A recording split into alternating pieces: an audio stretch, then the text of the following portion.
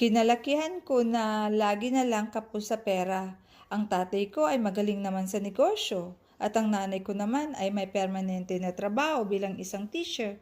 Pero laging kapos kami sa pera at puno ng utang.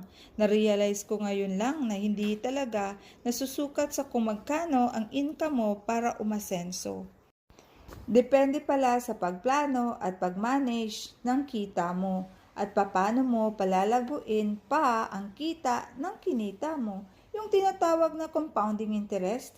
At dapat pala ang pera is working for you, not against you.